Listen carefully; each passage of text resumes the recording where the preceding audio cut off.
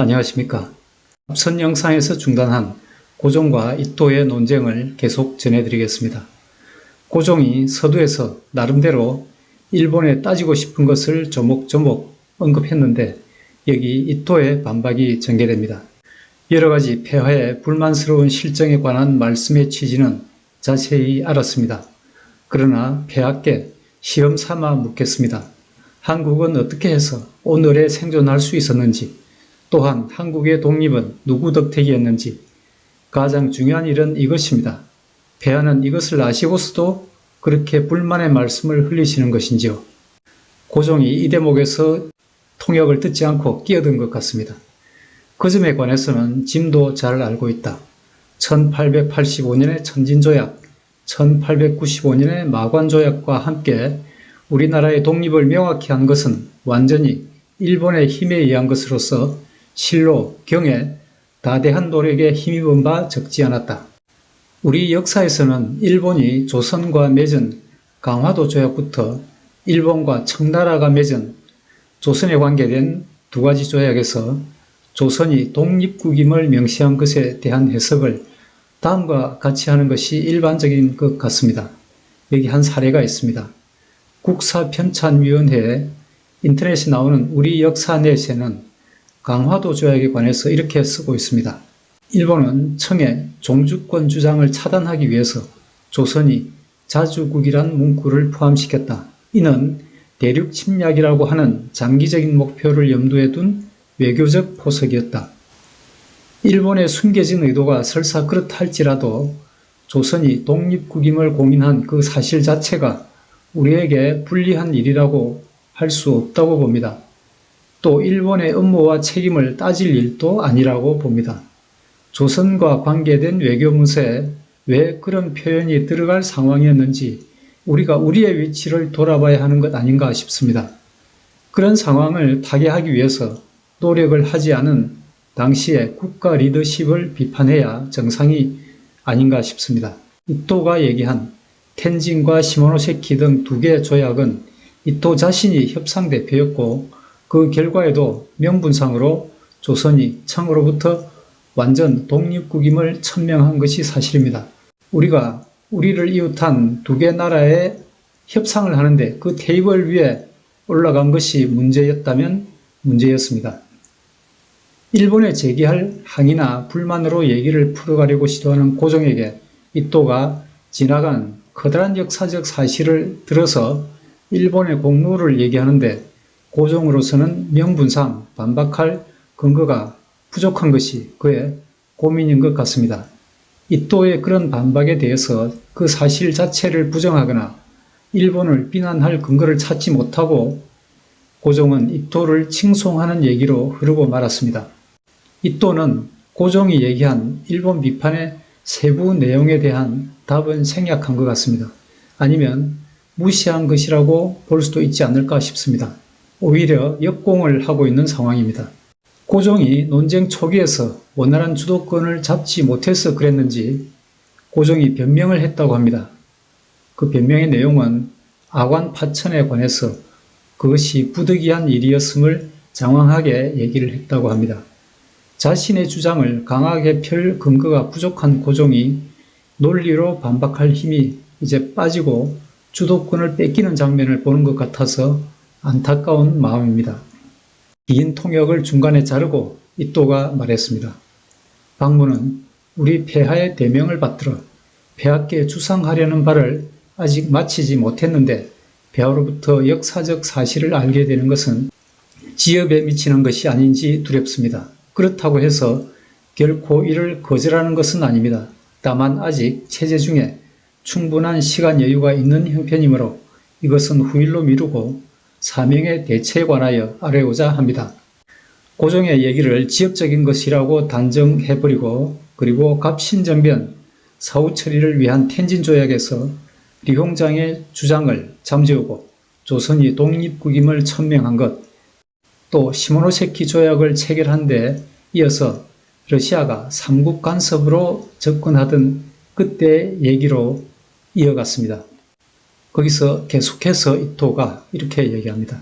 이후 러시아의 태도는 점차 그 욕망을 증진하여 시베리아 철도를 연장하여 여순에 도달하였고 군항을 여순에 축조하여 멀리 블라디보스톡까지 호응해서 제해권을 장악하며 육상에서도 역시 철도를 연결하는 등 그 하는 바가 분명 한반도를 바다와 육지로 포위하여 병탄에 필요한 준비를 완벽하게 하자는 것이었습니다.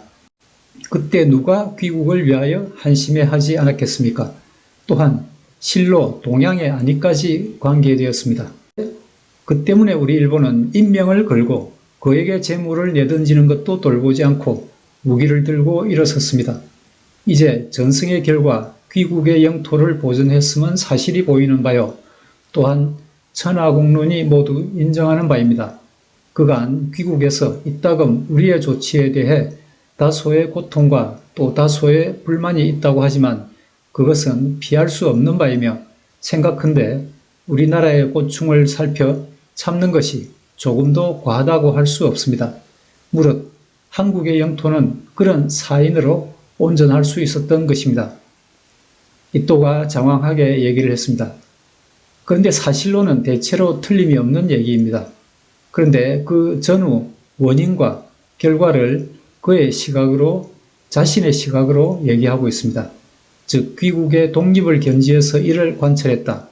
또는 한국 100년의 미래를 궁리하여 또는 귀국을 위하여 한심해했고 동양의 안위까지 관계되었다. 이런 얘기들입니다. 이 또 자신과 일본의 논리로 얘기를 하고 있습니다. 이렇게 배경과 이유를 들었는데 그것도 반박이 힘든 상황입니다. 그러나 여기서 중요한 대목이면서 고종이 주도를 할 수 있는 이슈가 이 한국인의 고통과 불만, 이것이라고 봅니다. 이 또는 한국인들이 겪었거나 겪고 있는 다소의 고통과 불만을 피할 수 없는 것이니 참으라고 요구를 하고 있습니다. 실제로 그 고통은 이또의 표현과는 달리 다소라고 표현할 정도를 너무나 크게 능가하는 것이었습니다. 실로 엄청난 고통이었습니다. 고종은 이것을 여러 이슈 중에 하나로 그냥 스쳐가도록 해서는 안 됐습니다. 이또가 눈이 번쩍 뜨이도록 반박할 주제가 되는 것이었습니다. 고종이 반박을 포기하는 데 문제가 있습니다. 아쉬움을 넘어서 분노를 느끼게 하는 대목입니다. 고종이 당시에 국민의 고통을 실제로 어느 만큼 파악하고 있었는가 하는 것도 의문입니다. 또 그 사정을 잘 알지 못했다면 그거 역시 문제입니다. 여기서 고종이 일본 정부와 일본인으로 인해서 한국 국민들이 당하는 고통을 이또에게 물고 늘어지지 않았다는 것은 고종의 국가 리더로서 또 인간으로서 어떤 성향이었던가를 짐작할 수 있게 해줍니다. 한마디로 고종은 자신의 권력과 부 외에는 국민들의 고통에 관심을 기울인 흔적이 없었습니다. 나라를 이 지경까지 끌고 와서 이제 최후의 순간에 온 셈이 됐는데 자신의 부귀와 안위 외에는 자신의 역할을 할 생각이 조금도 없는 사람입니다. 논쟁에서 고종은 이끌려가고만 있습니다. 이또가 계속합니다. 동양 평화가 이제 회복되었다고는 하지만 아직 평화를 항구히 유지하고 또 동아시아 장래의 사단을 두절하기 위해서는 두 제국 간의 결합을 한층 공고하게 하는 것이 극히 기묘하다고 생각하신 우리 황제 폐하께서는 특히 방문을 파견하셔서 그 요건을 폐하께 직접 전하게 하셨습니다.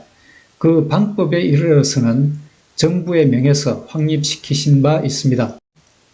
즉 귀국의 대외관계, 소위 외교를 귀국 정부의 위임을 받아 우리 정부 스스로 이를 대신 행하는 것입니다.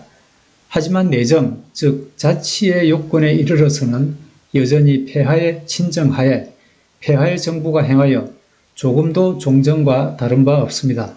이는 첫째, 동양의 화란을 근절하고 둘째, 귀 황실의 안녕과 존엄을 견실히 유지하고 셋째, 국민의 행복을 증진시키려는 선의적인 대의에 기초했습니다. 그러므로 폐하는 세계의 추세를 살피고 국가 인민의 이해를 돌아보셔서 즉시 동의하시길 바랍니다. 어느덧 이또는 본론으로 이끌어가고 있습니다. 앞으로 있을 문제를 사전에 차단하기 위해서 두 나라가 결합을 공고히 하고 한국의 외교관계를 일본 정부가 대신 행하겠다. 대외관계를 일본에 맡기라는 요구가 나온 것입니다. 이또가 그렇게 하는 목적을 일목요연하게 세 가지로 요약해서 설명을 했습니다. 그가 제시한 세 가지 목적에는 어느 누구도 이의를 달기 힘듭니다. 그러면 그 목적에 도달하기 위해서 이또가 얘기하는 방법이 틀렸다는 얘기를 해야 할 것입니다. 고종이 국가를 이끌어온 대로 가면 이 세 가지 목적이 다 불가능하다는 것이 그동안의 발자취에서 분명해졌습니다. 여기서 고종의 반대 논리가 제대로 나오기가 힘들었던 것 같습니다. 세 번째 목적인 당장의 국민 행복이 무너지고 있는 상황을 일본에게 항의할 생각도 하지 않는 고종이었습니다. 그래서 그런지 고종이 이렇게 얘기합니다. 경이 가져온 사명의 취지는 짐이 양해한다. 또 짐은 귀국 황제 폐하가 시종일관 우리나라를 위해 진념하심을 생각하고 깊이 감사한다. 대외관계 위임에 관한 일은 결코 그것을 거부하려는 게 아니다. 다만 바라는 것은 귀국은 그 내용의 실질을 취하고 우리에게는 그 형식의 명분을 보존하게 해 주었으면 하는 것이다. 이렇게 얘기했습니다. 고종에게 반박할 말이 없었던 것 같습니다. 면밀히 보면 핵심적인 사항은 아니라도 자신의 주장을 뒷받침할 수 있는 명분이 전혀 없지 않았는데 그 이슈를 고종이 스스로 묻어버리고 말았습니다.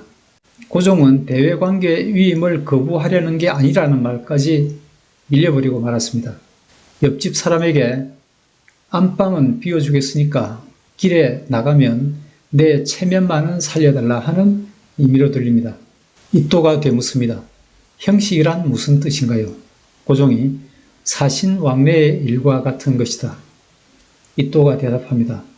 무릇 외교에는 형식과 내용의 구별이 없습니다. 귀국이 외교에서 여전히 현상을 유지하려고 한다면 영토에 관한 국제관계 등 기타 착잡한 사단을 야기하여 다시 동양 화란의 기인을 만들게 될 것입니다. 이는 몹시 위험하여 우리나라가 참을 수 없습니다. 그러므로 이 기회에 일본은 결단코 귀국의 외교를 대신 처변할 필요를 인정하여 미리 여기에 이르렀습니다. 이 결정은 기왕의 사력에 비추어 백방으로 생각한 끝에 나온 것입니다. 이제 이 체가는 확고하여 움직일 수 없습니다. 박문이 지금 사본을 휴대하였습니다. 먼저 이것을 폐하께서 내람하시도록 바칩니다. 그리고 그 체결에 필요한 조건은 우리 대표자로 하여금 공식 절차를 밟아서 귀국 당국에 교섭시키겠습니다. 이들의 일은 박문의 임무가 아니며 오로지 외교관의 권능에 속합니다.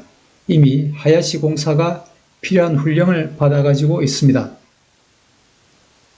그러면서 조약 초안문을 바쳤습니다. 고종이 결국 조약 초안문을 손에 받아들었습니다. 그 뒤에도 논쟁은 계속됩니다. 이제 남은 논쟁은 체결 여부를 두고 이또가 압박하고 고종이 회피하고 거절하는 대화가 이어지게 됩니다. 이번에는 여기까지 하고 계속되는 대화는 다음 영상에서 다루어 보겠습니다. 감사합니다.